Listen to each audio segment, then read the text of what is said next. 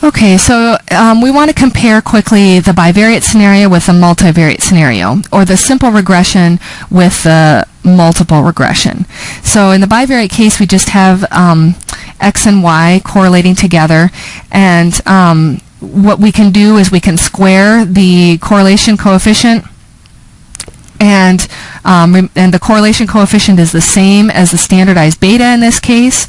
I'm not sure I emphasized that earlier, but it's important to know that in the simple regression case, your beta weight will always be the same as your correlation.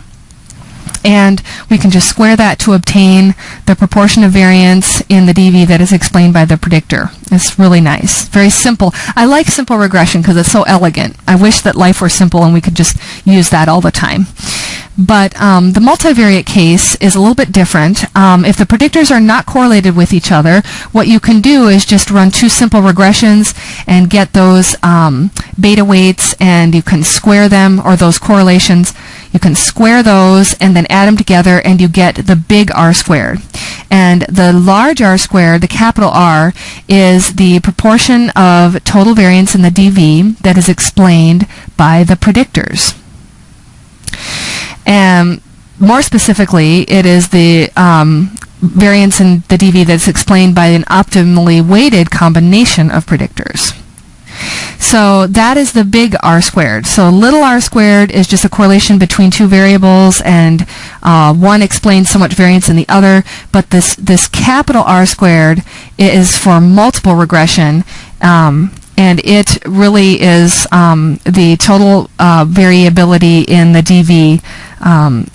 The proportion of the total variability in the DV that is explained by this optimally weighted combination of predictors.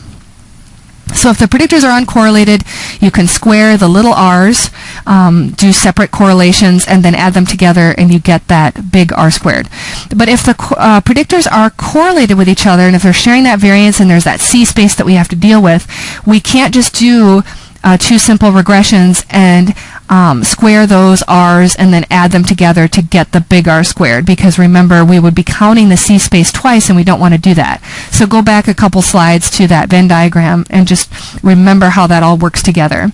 So in this case, if the predictors are correlated at all, we need to calculate those B weights, and those B weights account for the other predictor. So they take into consideration the presence of the other, and they provide an index of the unique variability that is explained in the DV by a certain predictor controlling for the presence of the other one.